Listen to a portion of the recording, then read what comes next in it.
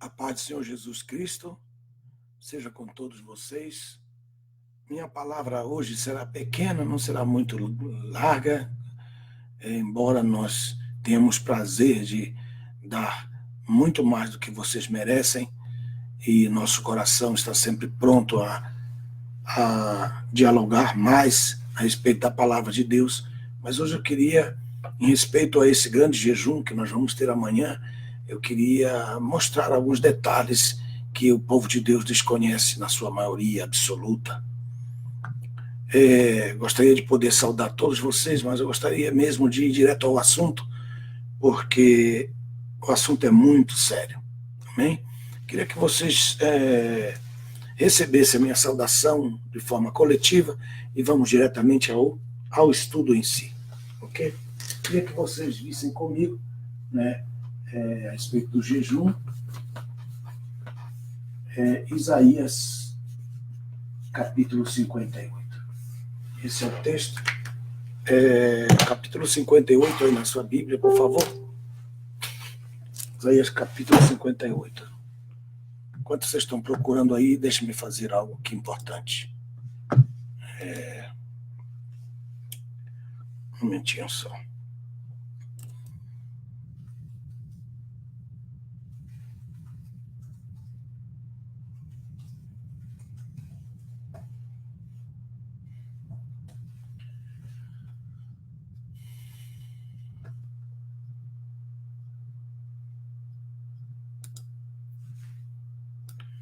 Esse é um assunto muito importante.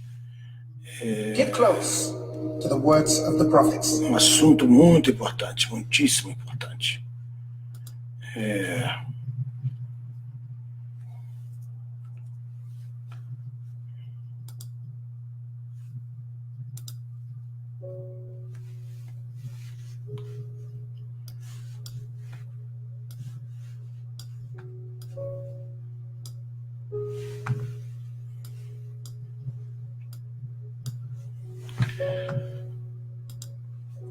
Mais uma vez, antes de nós começarmos, hoje eu não vou poder saudar todos vocês como eu faço geralmente em todas as nossas classes.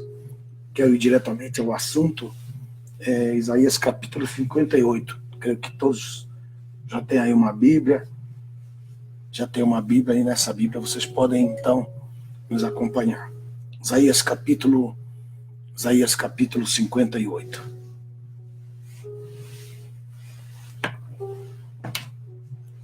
Estou com a Bíblia, Santa Bíblia, estou com a Bíblia Bereana comigo e estou com a Bíblia Alfa. A Bíblia Alfa estão comigo. São 6 Bíblias que eu fiz, 8 no total, 2 estão no prelo, esperando uma bênção de Deus para que nós possamos publicá-la.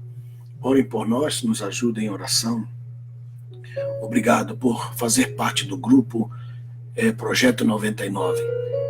Hoje eu termino a primeira revista, daqui a pouco eu terminar esta classe, estarei terminando a revista teológica, número 2. E vocês que fazem parte do grupo 99 vão receber gratuitamente aí no seu e-mail, ou você vai poder baixar lá na sua conta. Que Deus abençoe. Muito obrigado pelo carinho de todos vocês, por essas semanas todas juntos, estudando a palavra do Senhor Jesus. Amém? Glória a Deus. Amanhã, domingo pela manhã, eu vou estar dando a classe, fazendo a diferença entre 1 Coríntios capítulo 15, versos 52 e 53, e 1 Tessalonicenses capítulo 4, 16 e 17. Vamos falar sobre os que vão ressuscitar antes do arrebatamento e os que vão ressuscitar antes da volta do Senhor Jesus Cristo. As 2 ressurreições, nos 2 pontos, e muitas pessoas desconhecem. Eu fiquei pensando sobre isso esta noite, amanheci, orei, pedi a Deus para me dar esse privilégio de poder ministrar esta classe. E amanhã, pela manhã, domingo, estarei fazendo esta live ao vivo, em nome de Jesus. Hoje, somente isso, Isaías 58. Versículo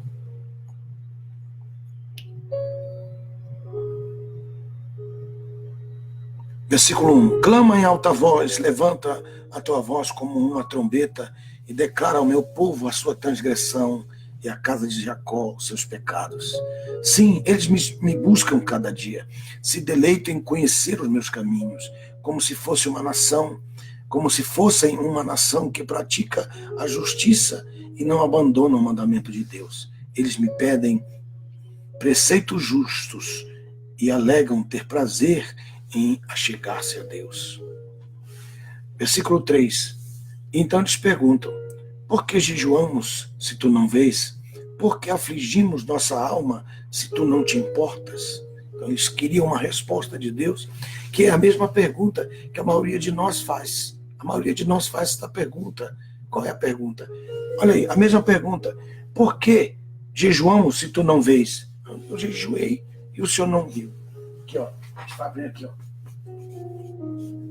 Jejum e o senhor não vê. Primeira pergunta. Eles falam assim, em forma, claro, estão questionando, é uma pergunta. Aí depois ele diz assim: por que afligimos nossa alma se tu não te importas? Que eles falam. A alma, mas não te importas.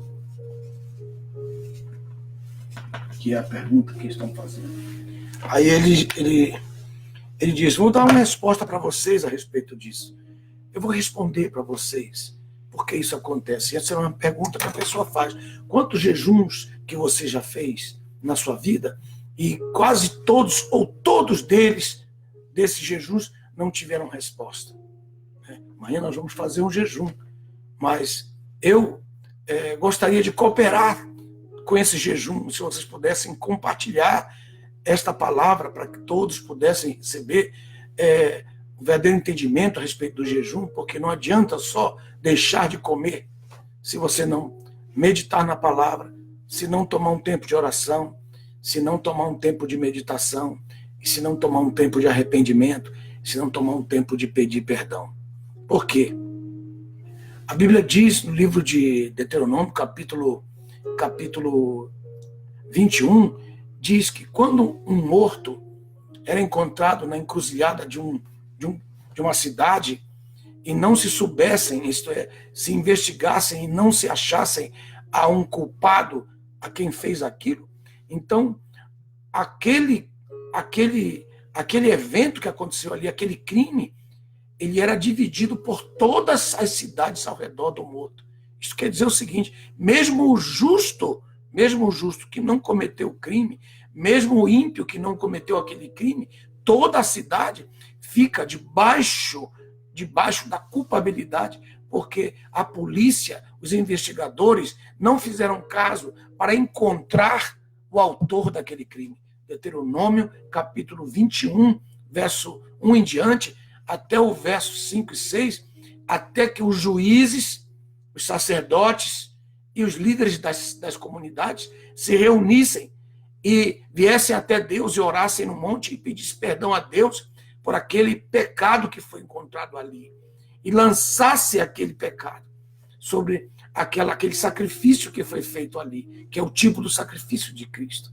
Então, que falta em Belém do Pará, que falta no Rio de Janeiro, que falta em Salvador, que falta em Recife, que falta em São Paulo, que falta nessas grandes e pequenas cidades do Brasil, que falta em Cuiabá, que falta nas grandes cidades do Brasil, como Curitiba, Porto Alegre, que os crimes são cometidos e não são resolvidos. A polícia não se importa em resolver. A cidade não exige que se resolva, a não ser quando for algumas pessoas que fazem parte da política de algum modo, de alguma comunidade que tem algum significado. Então eles exigem isso, mas ainda exigindo, a polícia e nem o Ministério Público e nem as autoridades sacerdotais, nem as autoridades eclesiásticas exigem que se ache o culpado, que se resolva uma situação. Então, o que vai acontecendo? Toda a nação vai recebendo a culpabilidade pouco a pouco, de tal maneira que cada brasileiro tem nas costas a culpa de milhares e milhares de crimes. Por isso a nação não avança, a nação não avança, embora seja a nação mais rica do mundo em vários aspectos. É uma nação alegre, uma nação que tem muitas coisas que as demais nações não têm, mas é uma nação culpada de crimes, incluindo o presidente da República, incluindo o vice-presidente da República, incluindo todo o exército, as Forças Armadas, incluindo todos os pastores, sacerdotes, incluindo todos os líderes, incluindo todos os membros de todas as igrejas, e todo e qualquer cidadão brasileiro, pobre ou rico, ou de qualquer tipo de classe. Nós temos nas nossas costas milhares e milhares e milhares de crimes para serem solucionados. E esses crimes são jogados na nossa conta do ponto de vista social. Porque o pecado não é considerado somente do ponto de vista individual. O pecado é também considerado do ponto de vista social. A inflação é um pecado social. Os crimes não resolvidos se tornam um crime nacional, se tornam um crime lançados nas costas de cada cidadão brasileiro. Então, cada cidadão brasileiro, quando um crime não é resolvido, cada cidadão brasileiro, diante de Deus, é culpado, dependendo da cidade onde ele vive. E isso pouca gente vai te ensinar. E quando eles te ensinarem isso, eles vão te ensinar dizendo que isso que eu estou lhes falando é uma heresia, como muitos, por inveja, porque não faz o que eu faço, por situações diversas, porque simplesmente olham para a cara da gente e não gostam da gente e passam a se tornar inimigos da gente sem conhecer a gente. Isso não me importa. Como um profeta de Deus agora, eu me levanto para compartilhar com vocês aquilo que a Bíblia fala a respeito do jejum. Esse seria o primeiro ponto. O segundo ponto, falando do pecado individual e do pecado nacional ou social, eu passo agora para esse detalhe, que é a pergunta que eles fazem. Nós jejuamos, mas o Senhor não vê. Nós jejuamos, mas o Senhor não vê. Nós afligimos a nossa alma, mas o Senhor não se importa. Aí ele responde, ele deseja responder. Qual é a resposta que Deus quer dar para o Brasil amanhã? Qual é a resposta que Deus quer dar para o Brasil amanhã? Qual é a resposta, senhor presidente Bolsonaro? Qual é a resposta, senhora primeira-dama desse país? Qual é a resposta, senhores pastores, líderes, que amanhã estarão fazendo esse jejum? Jejuamos e o Senhor não vê. Afligimos nossa alma, mas o Senhor não se importa. Pode acontecer isso? Por que acontece? Vamos então ver um texto. O texto diz aí. Verso 3, ele diz: por que jejuamos se tu não vês? E afligimos nossa alma se tu não te importas? Aí, eis a minha resposta, diz o Senhor Jeová. No dia do vosso jejum, correis atrás dos vossos negócios. Que é o primeiro ponto. Quando nós jejuamos, que é o primeiro ponto, nós temos que parar, fazer o dia de jejum, um dia específico de jejum. É um dia que nós não temos que ocupar-nos das coisas da nossa vida. Segundo ponto, não é isso que eu quero falar, hein? Eu tenho outra coisa para falar que é o mais importante. Número 2, requereis o fruto de todo o vosso trabalho. Vocês querem fazer jejum, mas querem cuidar dos negócios, lutar. Quanto foi que entrou hoje na loja? Quanto foi que entrou hoje nas vendas e tal? Vocês querem o fruto do trabalho de vocês. Lutam por isso.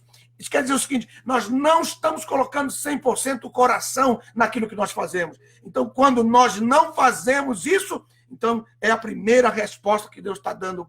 É um dia de jejum? É um dia de jejum. Não é um dia de divertimento, de ver televisão, de ver filme, de ter prazer, de tomar, beber ou comer. É um dia de meditação, é um dia de sentimento de arrependimento, é um dia de pedir perdão, é um dia de pedir perdão pelos pecados sociais que nós acabamos de falar para vocês agora. É um dia de cantar, é um dia de clamar, é um dia de recitar lamentações, é um dia de clamar e orar ao Senhor pedindo perdão pelos nossos pecados. Os pecados não são somente individuais, os pecados também são nacionais. Os pecados nacionais, carnaval é um pecado nacional, a corrupção é um pecado nacional, os crimes não resolvidos são pecados nacionais, e eles são lançados nas costas dos ímpios e dos justos, porque eles não são resolvidos.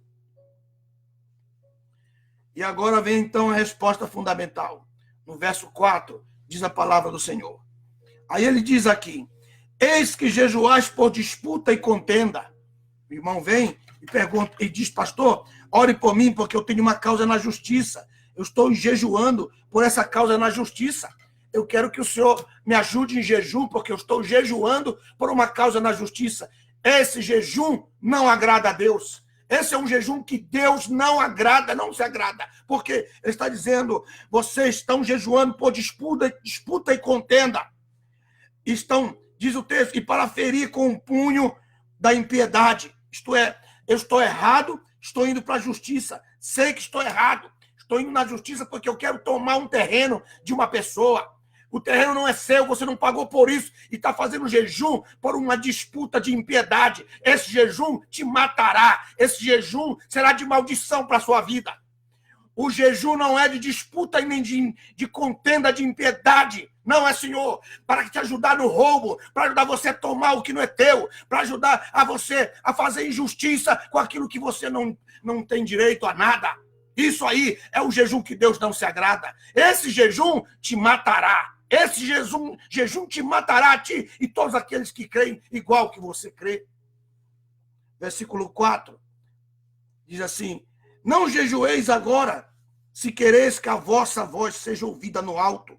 Então ele está dizendo, não faça esse jejum se vocês quiserem que eu veja, se vocês quiserem que eu me importe, se vocês quiserem que eu ouça a vossa oração no alto. Isso é segundo jejum, segundo tipo. Versículo 5. Versículo 5 diz assim, seria este o jejum que eu escolheria? Que o homem aflige a sua alma e penda a sua cabeça como um junco e se estenda sobre um saco de cinza e jogue cinza sobre a sua cabeça? Aí tu chamaria jejum aprazível ao Senhor? Que ele está falando, estou cansado dessa hipocrisia, de uma cara triste. Eu estou cansado de uma cara triste e um coração alegre pelo pecado, alegre pela iniquidade, alegre pelos frutos da sua iniquidade. Segundo o jejum, ele está dizendo, não adianta eu me vestir com saco, não adianta eu me vestir com saco sobre o meu corpo, vestir com sacos o meu corpo para mostrar uma coisa externa, sendo que internamente eu não me converti, sendo internamente eu não tenho Deus como Senhor da minha vida, quando eu não reconheço Deus na minha vida, em meus caminhos. Ele está dizendo, ele disse, não adianta uma aparência de jejum, é isso que ele está dizendo. Eu não quero uma hipocrisia de jejum, ele está dizendo, que é o número 2 que está no verso 8. Então, nós temos dois. Número 1, nós temos um para contenda, briga entre os irmãos, briga na corte, porque eu estou indo contra ele, estou jejuando em favor disso para ganhar uma causa. Aí o outro também jejua para também não perder a causa. Aí ele disse, para com isso, que eu não vou ouvir esse negócio. Depois o outro faz jejum e põe roupa de saco, mas o coração tem outro entendimento, o coração tem outro destino, o coração tem outro desejo, tem outro plano, tem outro propósito. É só hipocrisia, é só dar roupa para fora. Ele disse, é esse que você acha que é isso que eu quero? Olha aí o que o texto está falando. E por último, no verso 6, vem o número 3, que é o verso 6. Ele disse, não é este, pois, o jejum que eu escolhi? Não é este, pois, o jejum que eu escolhi? Ele está perguntando, ele está dizendo, não é este que ele dá a razão? Este é o jejum que ele escolheu, que nós podemos fazer amanhã. Qual é o jejum que nós podemos fazer amanhã? Não é o jejum da disputa, para tirar PT, para colocar PT, para colocar da direita, para colocar da esquerda. Não é esse o jejum que você tem que fazer. Tira o fulano de tal, tira o governador fulano de tal. Não é macumba que ele está pedindo, é jejum. Não está fazendo que o povo faça macumba como se fosse feitiçaria. Jejum não é macumba, jejum não é feitiçaria. E qual é o jejum que o Senhor quer? Qual é o jejum que ele quer? Aleluia. O jejum que ele quer está aí no verso 6.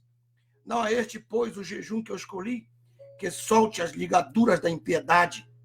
Número 1, que desprenda as ataduras do jugo. Número 3, e liberes os oprimidos e despedaces todo o jugo. Então, contra quem que nós temos que fazer o jejum? Ele está colocando aqui, e eu vou colocar aqui para vocês. Ele põe 3 3 motivos do jejum. Ele diz, não é o número 1 de disputa, não é o número 2 de aparência, não é o disputa, não é o de disputa, não é o de aparência não é aparência de fraqueza, de humildade, não é o de aparência, não é. Qual é? Aí ele coloca o número 3. Aí ele diz assim, que soltes as ligaduras.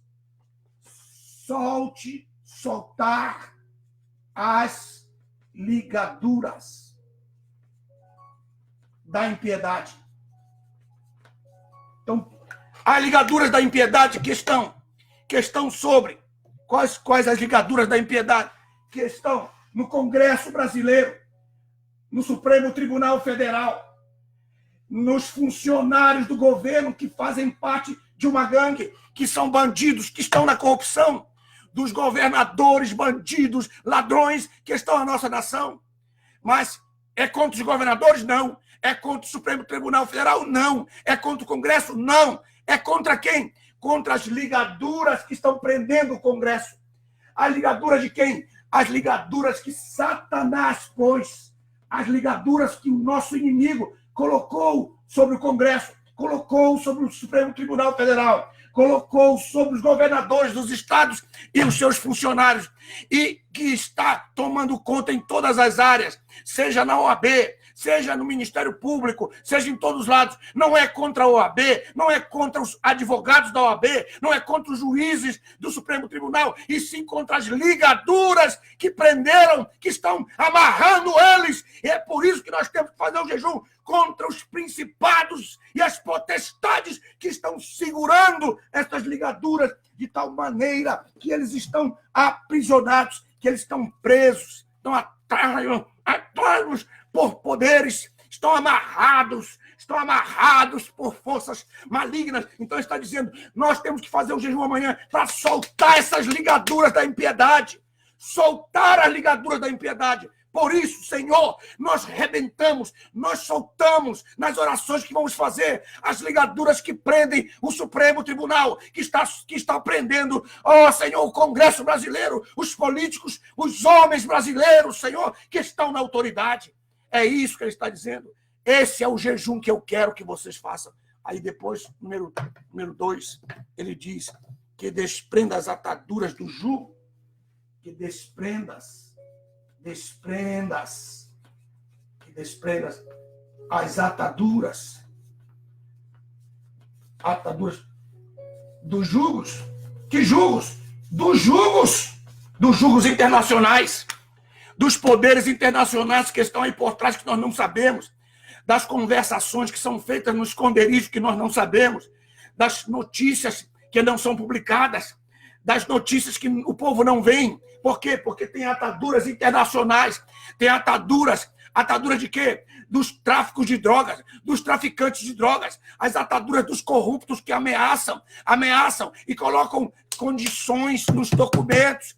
Essas ataduras, desprender essas ataduras. Se você não fizer isso, não adianta cantar, não adianta esperar nada. Depois, ele diz assim, não é contra os homens, é contra os demônios, é contra Satanás, é contra a obra do inimigo que nós temos que fazer frente, é contra a obra do diabo que ata. Primeiro aqui, ó, aqui ligaduras e aqui ataduras. Ligaduras são diferentes de ataduras, porque as ataduras me fazem calar, as ligaduras me fazem não agir, que age, o povo fica olhando. Mas não estou fazendo nada, porque o Brasil está sob ligaduras. O Brasil não fala nada porque está debaixo de ataduras. As Forças Armadas estão debaixo de ataduras.